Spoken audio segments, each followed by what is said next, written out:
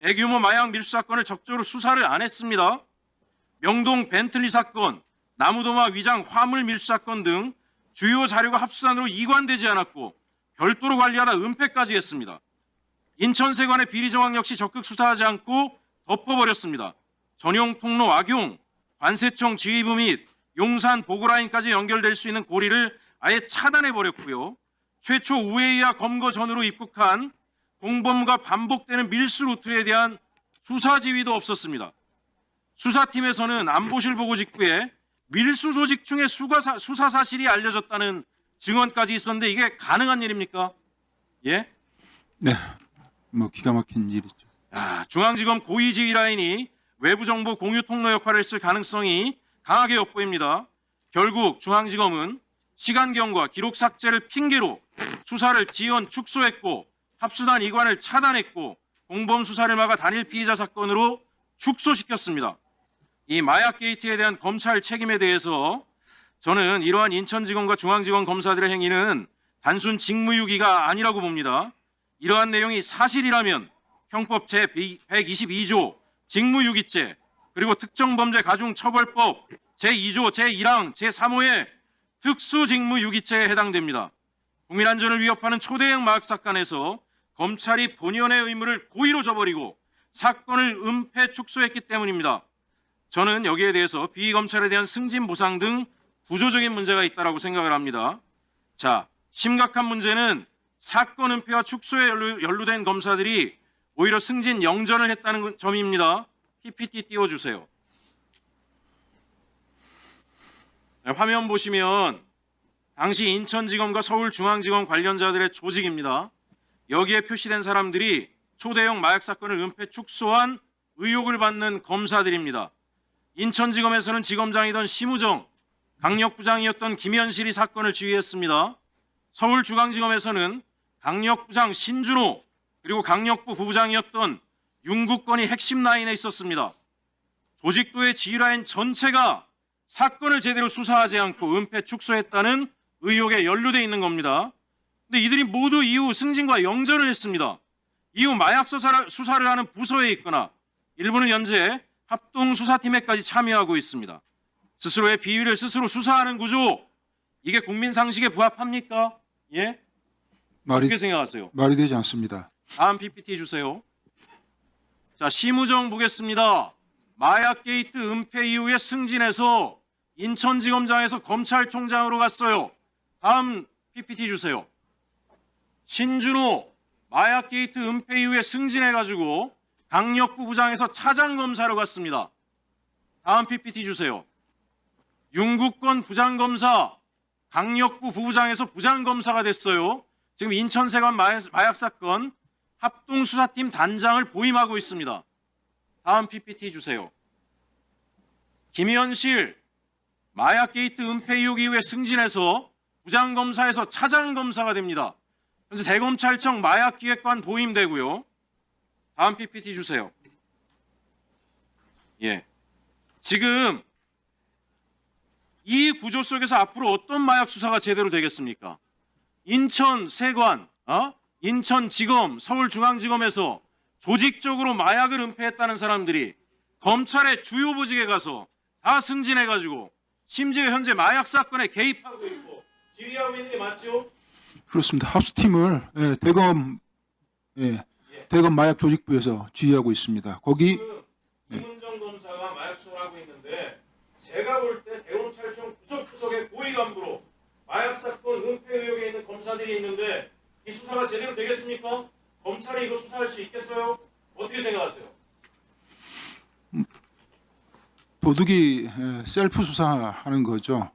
도둑이 셀프 수사한다고 생각하시죠? 그렇죠. 저는 지금 검찰이 이거 수사해서 될 일이 아니다라고 생각합니다. 제 발언을 여기서 마치는데요. 백희령 경정님 본인이 생각하시는 또 이 수사를 어떻게 해야 제대로 할 수 있는지 한 말씀 부탁드립니다. 네, 이 마약 게이트에서 검찰이 직접 수사를 하면서 위법행위를 했던 이 검찰 게이트만 간단하게 말씀드리겠습니다. 내용이 너무 복잡하고요. 관련 권력기관들이 너무 많이 개입되어 있는 사건이기 때문에 검찰 얘기만 잠깐 하겠습니다. 공항에 말레이시아 조직원 21명의 조직원이 12차례 침투를 합니다. 한 달 동안. 연인으로 따지면 36명입니다. 23년 1월 23일부터 계속해서 들어오다가 우연찮게 2월 5일 날 공항 입국장에서 검거가 됩니다. 이 검거된 경위는 우리 나경민, 김정민 수사관이 얘기했듯이 기계적으로 일을 해서 검거가 된 거예요. 기계적으로 일을 했다는 것은 아무 생각 없이 근무한 게 아니고 배운 대로 원칙대로 했다는 얘기입니다. 선배들이 자꾸 말레이시아 조직원들 전자통관 시스템을 지우니까 이 사람이 그걸 보고 도저히 안 되겠다 싶어서 아피스를 걸었어요.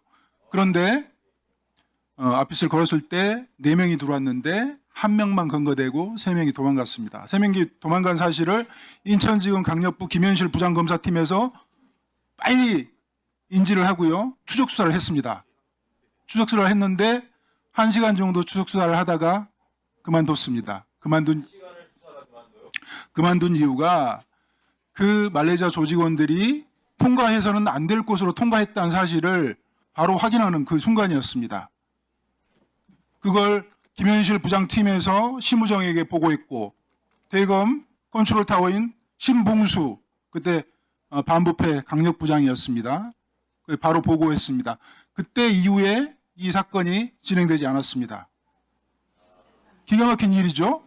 이걸 막을 수 있는 사람이 심우정이 인천지검장이 공항을 통제해서 막을 수 있습니까? 어림없습니다. 바로 대통령실에서 개입을 해서 막은 거죠. 그것은 대통령실에서 근무를 해본 사람들, 근무를 해본 경험이 있는 공직자들은 뭐 상식적으로 다 이해할 수밖에 없는 상황이에요. 그런 상황에서 한동훈 법무부 장관이 다음날 메시지를 냅니다. 이 사실을 알고. 한동훈이 2월 5일에 개입할 수도 있습니다. 개입했을 가능성도 있습니다. 2월 6일 날 심우정 인천지검장에게 경고 메시지를 보냅니다. 전국의 지검장 마약 유통책 정확히 엄정하게 검거해서 법정 최고형을 구형하라고 심우정한테 경고 메시지를 내지만 심우정이 들은 척하지 않습니다. 그 이후에 계속해서 마약 조직원들이 들어오게 됩니다. 물론 그때 뒤를 봐줬던 공범에 가담했던 인천 세관 직원들이 영웅이 되었습니다. 아예 관리를 합니다. 그걸 지켜보다가 2월 27일 날 서울중앙지검에서 검찰이 이래서는 안 되겠다 싶었나 봐요. 그래서 서울중앙지검에서 김해공항을 내려갑니다. 그때 그 김해공항에 내려가지고 3명을 검거해 왔는데 이 3명이 기존에 있었던 범죄 사실을 다 자백을 합니다. 인천에 1월 27일 날 세관 직원들이 도와줬던 그 상황.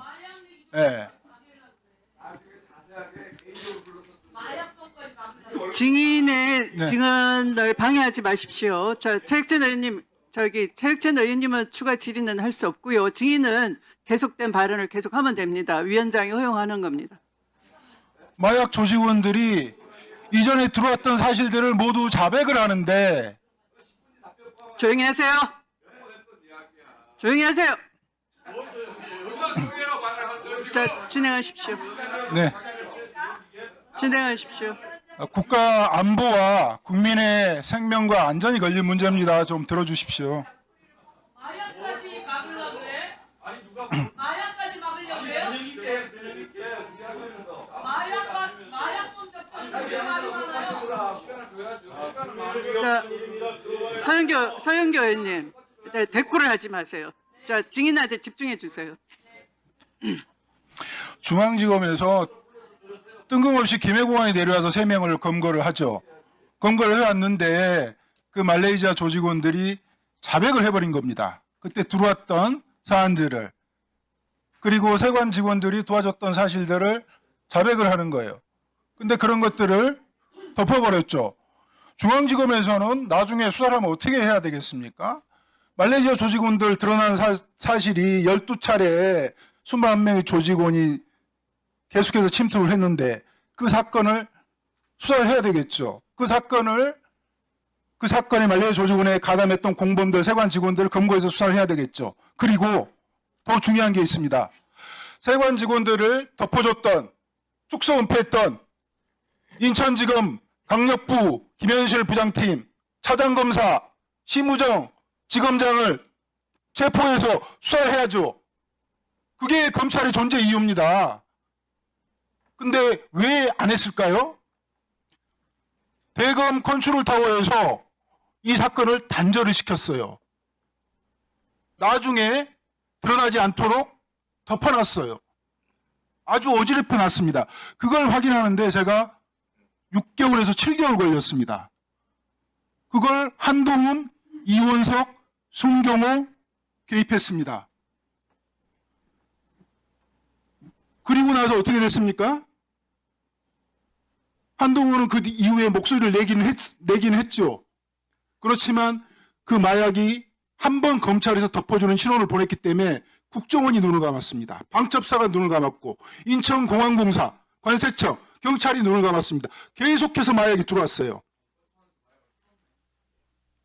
계속해서 들어왔습니다. 심지어 나무도마로 들어와 있습니다. 이거 수사해야 되겠습니까? 안 해야 되겠습니까? 그리고 나서 23년 9월 달에 백혜룡 수사팀에서 인천에서 있었던, 인천공항에 있었던 사건을 들춰내려고 하니까 한동훈과 이원석이 백혜룡 수사팀을 도와줬던 남부지검 특수부를 폭파시켜버렸습니다. 7명의 검사 체제에서 5명으로 축소시켜버렸습니다. 마약검사 2명 인사조치해버렸습니다. 부장검사 날렸습니다. 사장검사 날렸습니다.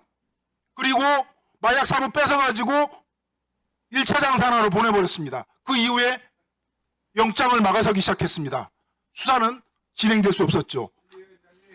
이거 검찰이 한 행위입니다. 그리고 제가 이 감봉콩 띠지 사건 들어보면서 이 마약 사건하고 너무 닮아 있다는 걸 제가 느끼고 또 느낍니다. 이거 수사해야 되지 않겠습니까? 이게 국기문란입니까? 나라가 망하게 할 사건입니까?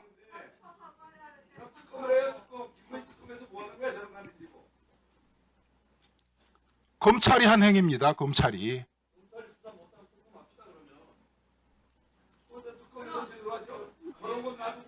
그러면 저기 신동욱 의원님은 지금 특검 동의를 하시는 겁니까?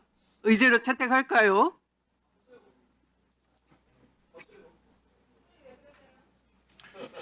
이 검찰이 한 행위는 수사 기록에 그대로 남아 있습니다.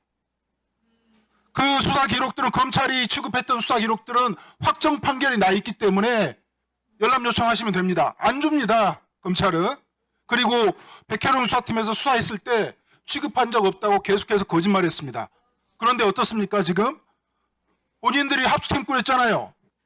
그 합수팀 꾸린 사람들이 누굽니까? 심우정, 노만석, 신준호, 김현실, 그 다음에 합수팀 단장은 그때 마약 사건 덮어서 진급했던 윤국권입니다. 그리고 수사 기록과 경찰의 인력을 내주었던 사람들이 이호영, 김병찬, 박현수, 이 사람들이 마약 게이트 덮어줬던 사람들입니다. 내란 세력이기도 하지만 마약 게이트와 관련돼 있던 사람들입니다. 이런 사람들로 합수팀을 꾸린 겁니다. 이 합수팀 유지되는 게 맞습니까? 네, 참고인의 말씀을 들어보니 매우 심각한 사건 은폐입니다. 심지어 듣다 못한 신동욱 의원께서도 특검에서 조사할 필요성을 동의하시는 정도입니다. 네, 충분히 공감합니다. 참고인 수고하셨습니다. 들어가셔도 되겠습니다. 잠시 안내 말씀 드리겠습니다. 추미애 위원께서 위원장인 제가 조희대 대법원장 대선 개입 의혹 관련 긴급 현안 청문회 실시 계획서 채택의 건과 청문회 증인 참고인 출석 요구의 건을 오늘 의사 일정에 추가하여 먼저 심사할 것을 요구하는 동의를 서면으로 제출하였습니다. 위원님들께 서면 동의서를 각각 배부해 주시기 바랍니다.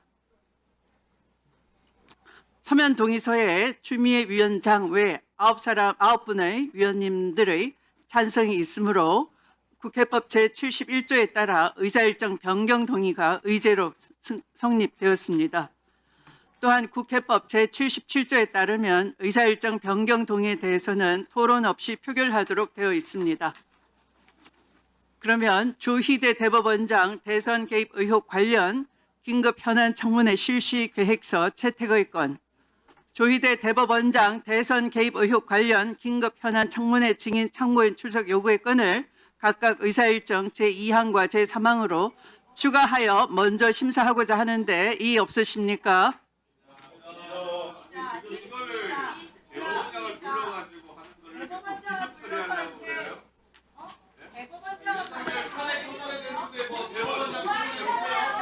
이의가 있으므로 의사일정 변경 동의건에 대하여 표결하겠습니다.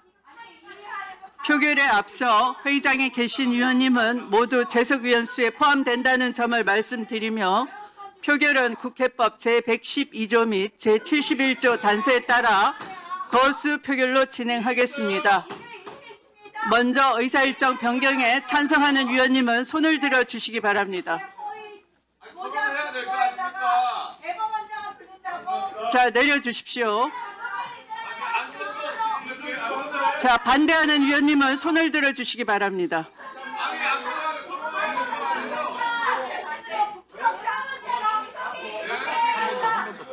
네, 반대하는 위원님은 손을 들어 주시기 바랍니다.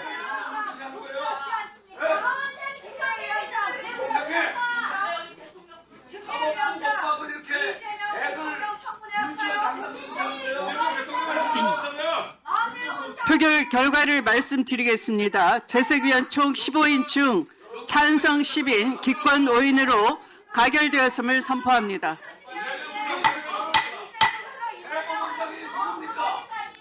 그러면 의사일정 제2항 조희대 대법원장 대선 개입 의혹 관련 긴급 현안 청문회 실시 계획서 채택의 건과 제3항 조희대 대법원장 대선 개입 의혹 관련 긴급 현안 청문회 증인 참고인 출석 요구의 건을 일괄하여 상정합니다.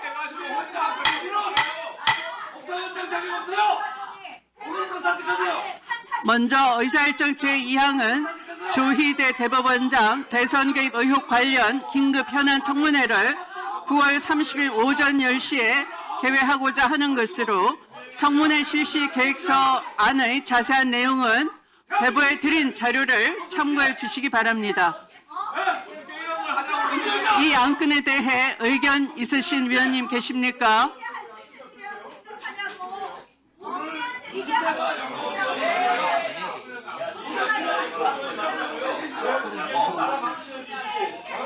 자, 토론해 주세요. 손 드시고. 네.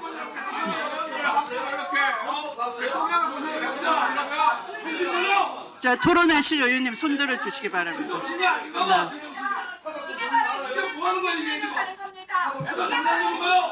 토론. 자, 박은정 의원님 토론해 주시기 바랍니다.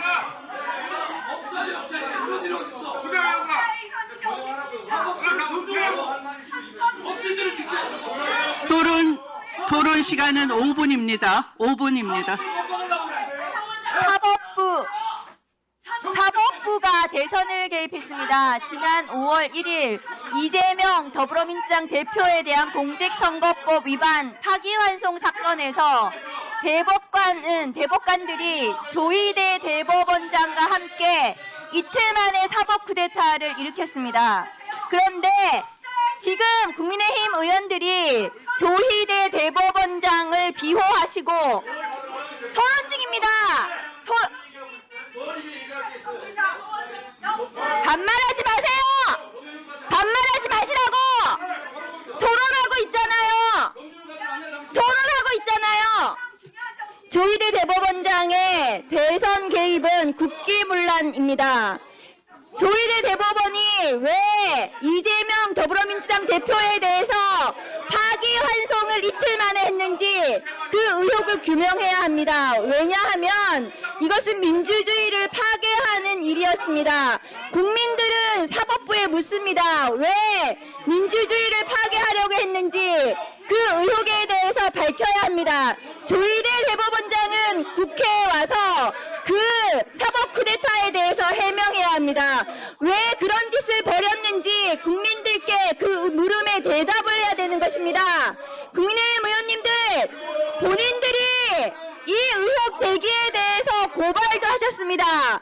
고발하셨으면 이 의혹에 대해서 해명을 하고 확인을 해야 되는 것입니다.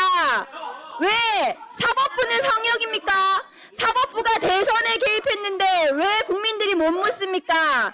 조희대 대법원에서 민주주의를 무너뜨리는 국기문란을 저질렀다고요. 그 사법 쿠데타에 대해서 이틀 만에 벌어진 사법 쿠데타에 대해서 우리가 국회에서 국민들을 대리해서 물어야 합니다.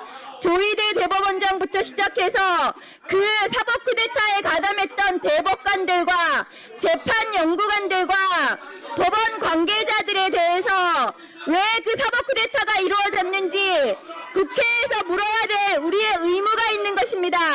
권한이 있는 것입니다. 국민의힘 의원님들은 왜 이 사법 쿠데타에 대해서 궁금하지 않습니까? 의혹에 대해서 국민을 대리해서 묻는 것이 국회의원입니다. 토론하고 있어요. 조용히 하세요. 지금 토론하고 있단 말입니다. 토론하고 있습니다. 국민의힘 의원님들 발언을 방해하지 마십시오. 네, 박은정 의원님 그냥 진행하시면 돼요. 조희대 대법원은 2025년 4월 22일 이재명 더불어민주당 대표에 대한 공직선거법 위반 사건에 대해서 전원합의체에 회부했습니다. 4월 22일 노태학 대법관에 대해서 회피 결정을 했고 전할은 제대로 된 심리를 하지 않았습니다.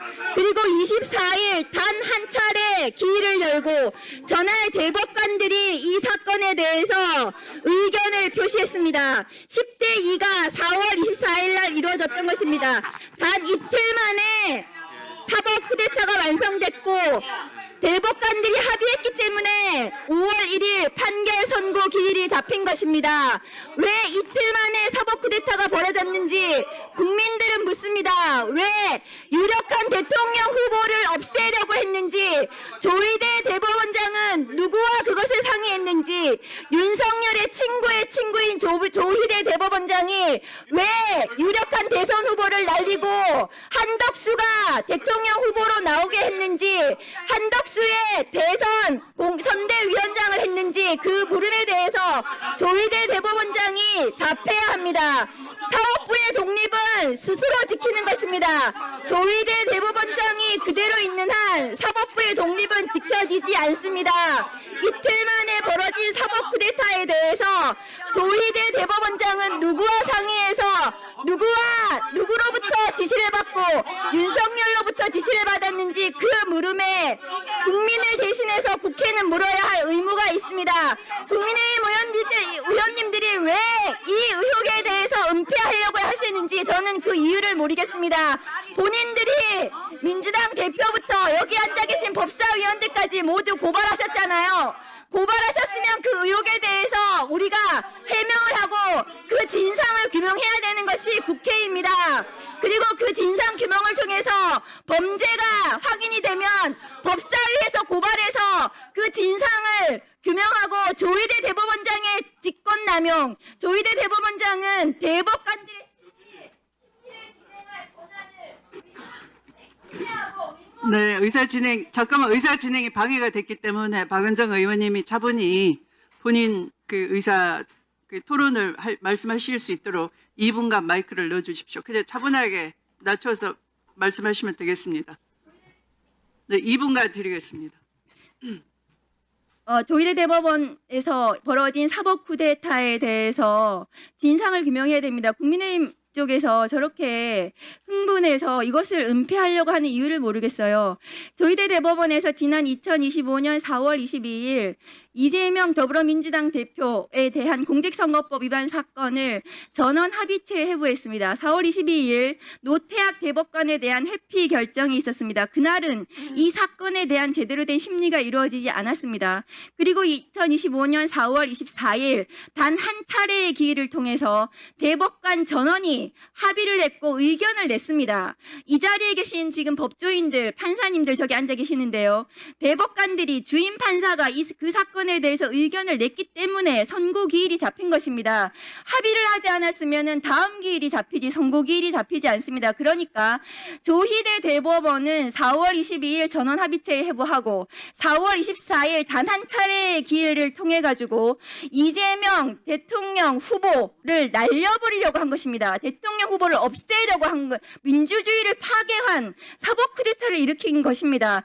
이러한 의혹에 대해서 국민의힘도 지금 민주당 대표부터 시작해서 여기 앉아 계신 법사위원들까지 줄줄이 다 고소해서 의혹을 밝히자는 거 아닙니까? 그러면 국회는 국민을 대리해서 왜 조희대 대법원에서 그런 사법 쿠데타가 벌어졌는지 국민을 대리해서 물어야 합니다. 그리고 조희대 대법원장은 그 대법관들의 그 사건에 대한 심리에 대한 권한을 침해했어요. 제대로 사건을 심리해야 되고 기록을 보고 7만 페이지에 되는 기록을 보고 사건에 대해서 의견을 내야 되는데 그 대법관들이 이틀 만에 그 사건을 어떻게 확인하고 파악할 수 있었겠습니까? 그런데 조희대 대법원장이 대법관들의 그 심리 권한을 침해한 직권남용 혐의가 있는 것입니다. 그러면 청문회를 통해서 그 진상을 규명하고 조희대 대법원장이 직권남용에 대해서 수사로 밝혀야 되는 수사 의뢰를 하든 고발을 하든 해야 된다고 저는 생각합니다. 네, 수고하셨습니다. 다음 최혁진 의원님 토론 발언해 주십시오. 예, 당연히 조희대 대법원장 저희가 청문회를 해야 된다라고 생각을 합니다. 일단 온 국민이 의아해하는 것 중에 하나가 당시 대법 파기환송 시기에 대법원 2부에 할당됐던 그 해당 사건을 전원합의체로 가져가서 일사천리로 진행한 것 자체가 일단 대선에 명백하게 부당 개입한 결정적 증거라고 생각을 합니다. 특히 조희대 대법관 체계 내에서 지금 대한민국 사법부는 국민들에게 아무런 신뢰를 받고 있지 못합니다.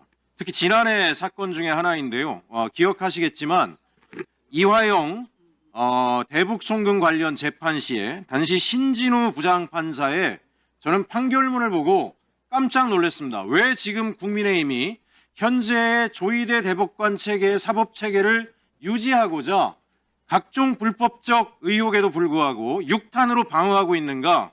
당시 신진우 부장판사는 김성태라는 인물의 진술 하나로 진행된 이 사건에 대해서 뭐라고 얘기하냐면 국내에서 기업 집단, 대기업을 운영하는 CEO가 어떻게 거짓 진술을 하겠냐, 신뢰할 만하다, 이런 이야기를 합니다.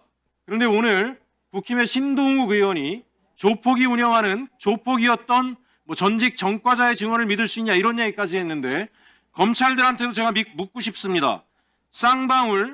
제가 쌍방울에 관련 다 조사를 해봤어요. 쌍방울의 모든 계열사에 사회이사가 검사들이 나가 있습니다. 예? 그러면 쌍방울과 이화영 부지사의 사건이 아니라 이건 쌍방울에다 검찰이 조직적으로 빨대 꼽아놓고 용돈벌이하면서 조작 사건을 했을 가능성이 대단히 높다라고 생각합니다. 이 부분에 대해서 저는 분명하게 조사를 해야 된다. 삼부토건도 마찬가지예요. 삼부토건 보니까 고문단 전체가 10명 가까운 고문단 전체가 다 검사들이 나가 있습니다. 이 정권 국정농단의 중심에 서 있는 쌍방울과 삼부토건이 검찰에 의해서 관리되고 있다라고 하는 것들, 이걸 어떻게 해명하겠습니까? 사법당국은 여기에 손을 잡고 판결문에서 믿을 수 있는 CEO 김성태가 누구입니까? 김성태는 전주 나이트파 조폭 출신이잖아요. 다 알고 계시죠? 바다 이야기 사건으로 구속됐다 나온 사람이에요. 범죄자가 운영하는 기업에 왜 가서 검찰들이 줄줄이 사회이사라고 빨대 꽂고 용돈벌이를 하고 앉아 있습니까? 말이 된다고 생각하세요? 거기 나가 있던 검사들 참고인 조사 다 해서 이 사건의 검사들이 검찰과 어떻게 공모했는지 하나하나 다 찾아내야 된다고 생각합니다. 조희대 대법관 각종 의혹이 튀어나오고 있습니다. 여러 채널을 통해서 조희대 대법관이 이 탄핵 국면에 최후의 저지선이 돼줄 것이다. 이재명 판결에 영향을 미쳐서 결과적으로 국면을 바꿀 것이다. 이런 이야기들 의혹이 나오고 있기 때문에 당연히 파기환송 과정에 있었던 문제점과 각종 의혹에 대해서 청문회를 통해서 명명백백하게 밝히는 것이 맞다라고 생각합니다.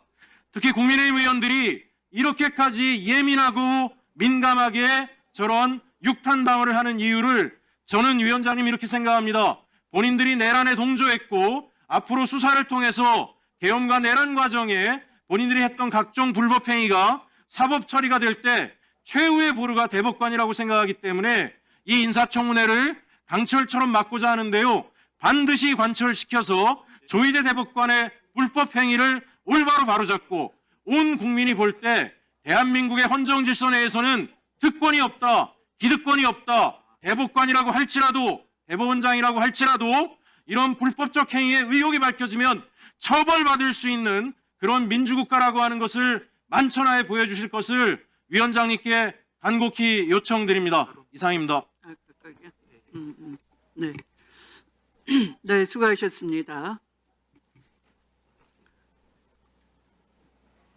다음 토론 신청하시는 위원님 계십니까? 네, 박균택 의원님 토론해 주시기 바랍니다. 좀 전에 제가 그 건의를 드렸던 사항인데 어쨌든 이 청문회가 추진되는 것을 다행스럽게 생각합니다. 그 조희대 대법원장이 사건이 배당되고 이틀 만에 유죄 취지의 환송 판결을 결정을 했습니다. 야당 대표의 선거권, 선거 출마를 막기 위해서 이틀 만에 과연 이런 결정을 낼 수 있는가? 어떻게 7만 페이지에 이르는 기록을 대법관들이 읽지도 않고 이틀 만에 표결을 통해서 파기환송이라는 결론을 내고 판결문 작성에 일주일이 걸리는 그 시간 들여서 9일 만에 선고를 할 수 있었는가? 이것은 정말 그 정상적인 관념, 관행 기준으로는 아마 이해가 될 수가 없는 사안입니다. 대한민국에서 지금까지 과거 인혁당 제2차 인혁당 사건으로 사법살인을 벌였던 그 사건 외에 이렇게 어떤 초고속으로 재판이 진행된 사례가 있었을까 참 의문스럽습니다. 기록도 안 읽고 사건 기록을 배당 받아보지도 않고서 재판을 했다고 하는 그 대법관들, 그러면서도 충실한 어떤 심리를 했다고 하는 그 주장, 이것을 어느 국민들이 수긍을 하겠습니까? 그런데 그 배경이 뭐였을까를 생각해 보면 어떤 조희대 대법원장의 정치적 편향성, 그리고 특정 정당을 도와주고자 했던 그 의지가 있었기 때문에 가능한 것일 것이고, 그 어떤 그 배경에 대해서 이제 최근에 폭로가 됐던 것이 조희대 대법원장과 한덕수 그 전 국무총리와의 만남, 이것들이 다 어떤 그 경위로 그 과정으로 작용을 했을 거라는 의심을 갖기에 충분합니다. 부승찬 의원이 조희대 대법원장과 그리고 우리 한덕수 총리의 한덕수 그 총리를 만나서 어떤 이 사건에 관한 상의를 했다는 의혹을 제기를 했을 때 만났다는 얘기에 대해서는 언급이 없고 이것에 대해서 논의한 적이 없다고 했습니다. 그래서 만났느냐 안 만났느냐라고 또 추궁을 하니까 그 기간 동안에 만난 사실이 없다고 얘기를 했습니다. 그러면 결국은 시점을 달리해서 만났다고 의혹을 제기하는 것이 국민의 상식에 부합하는 건 아니겠습니까? 그래서 어떤 정부 여당 관계자들과의 만남, 그리고 이 국민 상식으로 이해가 되지 않는 이 판결의 이 과정, 이것을 분명히 진상을 밝혀야 할 의무가 우리에게는 있다고 봐야 할 것입니다. 그렇기 때문에 이 청문회는 당연히 진행이 돼야 하는 겁니다. 그리고 이게 어떤 의혹이면 의혹이지 무슨 범죄냐라고 얘기하는 사람이 있습니다. 대법원장이 사건이 온 지 이틀 만에 바로 그날 사건을 전원합의체로 끌어당기고 대법관들을 설득해서 유죄 취지의 환송 판결 그 결정을 내리고 재판연구관으로 하여금 터무니없는 보고서를 작성하게 만들었는데 이게 직권남용 범죄를 비롯한 여러 가지 위법 사항이 된다고 보는 것이 맞는 것 아니겠습니까? 그래서 저는 이 청문회는 반드시 필요한 일이고, 특히 그 내란 사건 전담 재판부를 만들지 여부, 이것을 판단하는데도 분명히 어떤 국민들이 판단하고 우리가 판단을 하는데 도움이 되는 조치일 것이기 때문에 반드시 추진을 해야 한다는 그런 입장입니다. 제가 건의를 드렸던 사항이기도 한데 신속히 위원장님 받아주시고 또 우리 동료 의원님들이 동의해서 추진해 주시는 데 대해서 깊은 감사의 말씀을 드립니다. 네, 수고하셨습니다. 애초에 박준택 의원님께서 가장 먼저 동의를 하신 것이죠. 네, 수고하셨습니다. 다음은 서영 어느 분 먼저 하시겠어요? 서영교 의원님. 네. 예, 저는 법원은 최후의 보루라고 생각합니다. 제가 대학교 4학년 때 반전두환 투쟁을 하고 감옥에 갔습니다. 당시 검찰에 수사받을 때 치안본부에서 전 물고문까지 받았습니다. 그거 검찰도 치안본부도 다 그대로 갔었죠. 제가 직접 물고문 받은 사람입니다. 그런데 법원에서 다 유죄입니다. 그런데 저를 집행유예로 풀어줬어요. 사실은 그때 법원 판사님께 감사드리죠. 그래도 법원은 최후의 보루입니다. 인혁당 사건이 있었습니다. 인혁당 사건으로 얼마나 많은 사람들이 즉결 심판에 의해서 형장의 이슬로 사라졌습니까? 우린 다시 돌아보아야 한다고 생각합니다, 위원장님. 그런데 이재명 당시 대표의 사건이 있었습니다. 그 내용이 뭐냐면요, 김문기를 아냐 모르냐 이런 내용이에요. 3월 26일에 김문기를 아냐 모르냐 사건이 2심에서 무죄가 납니다. 4월 22일에 대법원의 2부에 배당이 됩니다. 대법원 2부에는 오경미라고 하는 대법관이 있습니다. 오경미 대법관은 무죄라고 주장을 하시는 분이라고 저는 봅니다. 왜? 파기환송 표결할 때 파기환송을 거부했던 사람, 반대했던 사람입니다. 대법원 소부 2부에 박영재, 오경미 등이 있습니다. 여기다 두면 이 이재명 관련한 파기환송이 일어나지 않고 무죄로 항소가 기각될 수 있다고 판단해서 조의대는 단 1시간 만에, 아니 2시간 만에 소부에 배당되자마자 그날 2시간 만에 전원합의체에 올립니다. 4월 22일 2부에 배당되고 거기엔 오경미 대법관이 있었고, 이게 파기환송이 안 될 걸 두려워해 단 1시간 만에 2시간 만에 전원합의체를 올리고, 그날이 4월 22일입니다. 그날 노태학 대법관이 선관위에 있다고 자기가 빠져나갑니다. 그리고 4월 22일 날 전원합의체 올리고 4월 24일, 이건 만 하루 만입니다. 만 하루 만에 표결에 붙입니다. 표결에 붙여서 그 표결로 이재명 파기환송을 시킵니다. 이거 좀 철거하지. 그리고 4월 30일 한덕수가 대선에 출마하겠다고 엠바고로 기자에게 기사를 보냅니다. 그리고 5월 1일 3시에 파기환송을 시킵니다. 그리고 5월 1일 3시에 파기환송 후 5월 1일 4시에 한덕수가 권한대행을 사직하고 대선 후보 출마를 이야기합니다. 그리고 국민의힘에서는 그런 한덕수를 데려다가 김문수를 바꿔치기해서, 한덕수로 바꿔치기해서 대선 후보로 만들겠다고 하는 겁니다. 그런데 국민의힘 당원들이 그거를 막아준 거죠. 이 과정에서 조의대는 도대체 혼자 결정했는가?